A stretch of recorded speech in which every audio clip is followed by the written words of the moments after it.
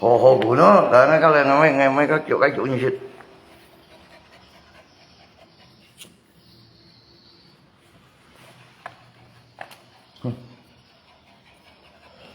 Phải không cái đó thì nó kêu rồi bằng Potter nhà mới gặp muốn có hình nè nhiều bánh cào to nhồng ra nhà mấy ngày như trồng vụ lên ngày mèo như khói mùn nhà mấy vụ mệt thiết mà sao nhồng chặt đó nhà mấy họ chỉ chặt giữ với chặt dùng muốn phải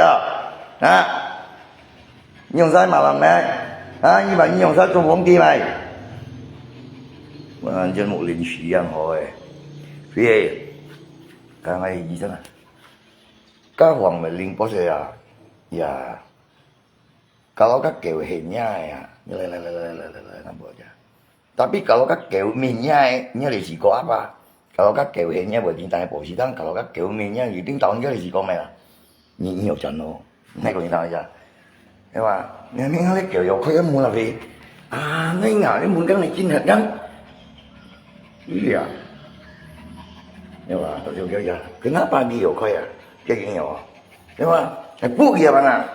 thì hỏi nó cái bảo muốn liên muốn liên nhiều khói ngay cũng nhiều khói nhà mèo ý là nhung vịt nó những dùng liên cái kiểu là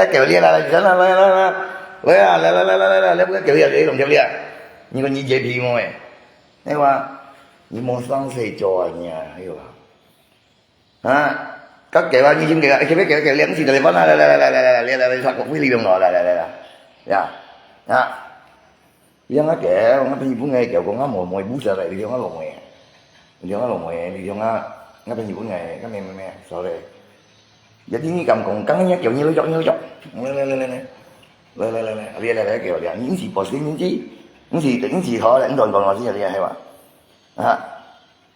ngay lúc bị ngay cái nhiều chưa là ngay bị cái buông ngay cắn chín hệt bạn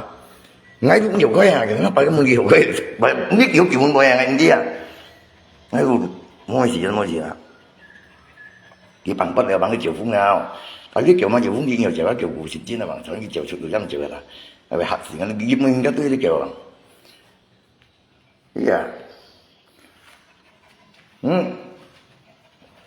tapi nanti pembuktian orang kalau punya roy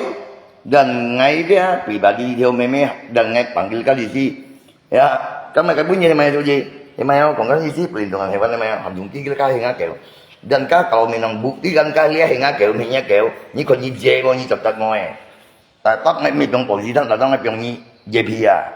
ya ngay si mọi như cậu rồi còn ý kan mi mấy ngày kan nó lồng mè nó thấy bưng nó lồng mè gì nhưng còn nhắc kiểu mấy nghe lên đâu nghe không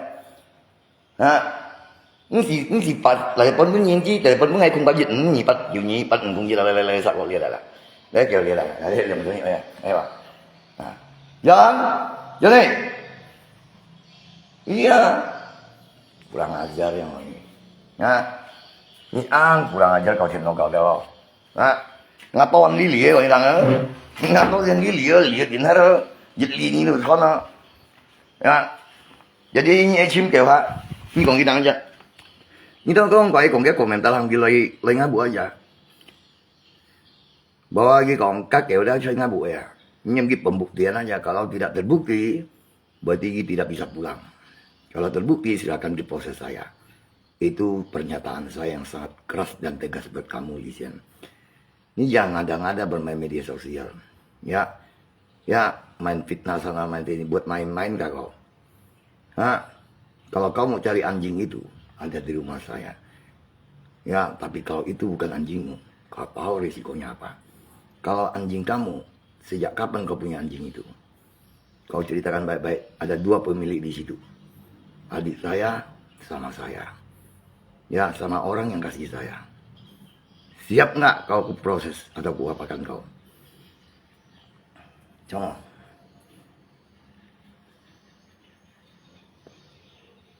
yalah kalau như thế kau điện thoại chuyện với kau à yalah cái gì nào một cái thằng vì cái những komentar cái nhóm cái bộ di sản của phi như vậy nào bố nhìn nó điện thoại chứ nhưng mà cái cầm lấy mà anh cái tặng nó điện thoại chứ atau cái bộ bị ngay bị chìm đi ra như không chứ không ngai becim bi ngai kan gilo ngai bu aja biar kita tahu rasa ya ikan boleh lewat ya ini lihat kiểu như các anh講aja nên chi ngay hình pun như tình dung gì rồi à tapi lihat minyak kiểu à như cầm cổng nhá kiểu à bởi vì như tí cái này chỉ có mày đúng không ya ngay khi mình lần này như này có thằng à như một chỉ thần xong không ya như có thằng à hay là chỉ nhìn phía theo nhá kiểu à như này không như này aja như này như một chéo ngay bụng ngay sọt đi ra ya như bắt đuổi ra đang ngay hàng nó lồng người à các như con như dê mọi như con đến tìm kêu cầm bún sạc gọi những tao nhiều à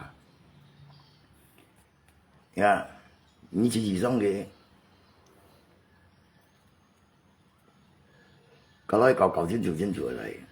như vậy gắn à rồi ngay từ từ ngay kiếm đấy ngay gì xong à như vậy gắn mẹ dân à như vậy gắn gì à gì là à như anh ấy gắn à dùng chữ cái mẹ là à dân mua lắm rồi bánh này nhá kẹo nếu bánh bị nhá kẹo để cầm xuống một tiếng nhá kẹo làm gì à đó cầm xuống tiếng nhá kẹo là như cảm giác bền rồi mấy bền đường anh hewan này nhưng mà đi lấy nhá kẹo không à vậy là như cảm giác bền đường này như lấy nhá kẹo không mày đi theo nó lồng mày hồi thấy gì vậy thiên thằng ấy còn là đúng không mày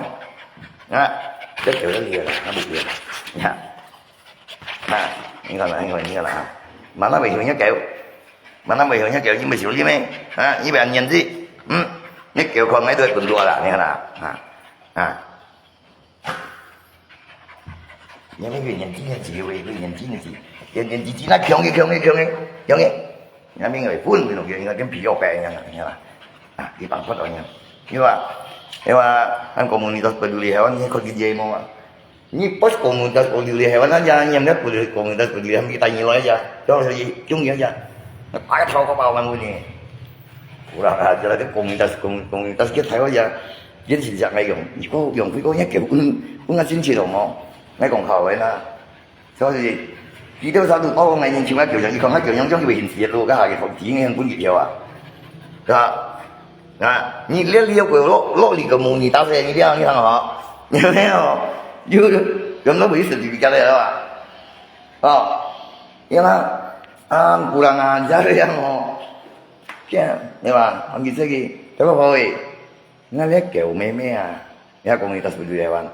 你看啲咧而家狗，用叫狗啱龍嘅，條褲我都係中意辦法，ya中意搞完身，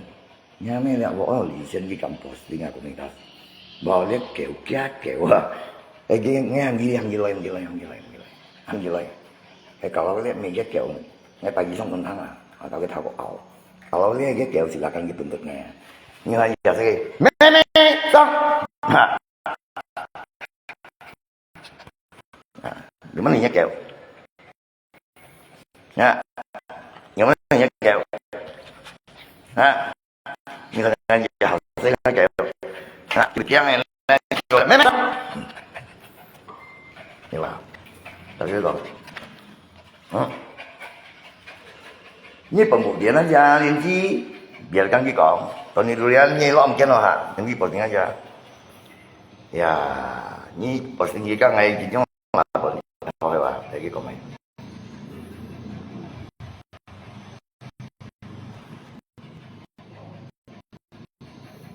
wah ya infonya ya infonya bukan info jelas lah tentang jelas ya dia ambil aja ngay cái kiểu mà bị giống như sầu bây giờ ya mẹ sẽ cho nhị cảm nè nhị cảm như vậy ra mẹ như là xây chui tại vậy xong nhị lấy xây mẹ còn đi thằng nhị cộng rồi đi theo bút sơi nha đâu hả các nhiều tiền ở lòng gì dẫn cho điều dẫn cho tôi dẫn cho bây giờ để điều dẫn cho anh cho lấy cái máy tay kiểm tra lấy miếng vào ya nó để chi bày như điều cảm cho udah các lời nào đâu ya ini komunitas peduli hewan aja kita nilai aja memang jago memang kita nilai aja tapi isi mau pokoknya kan như cầm dê bet ẩm thực mấy cầm nha ya đó rồi ngay từ ngày ngay số này chùa đi ngay sự xin tiền đó, như vậy đó,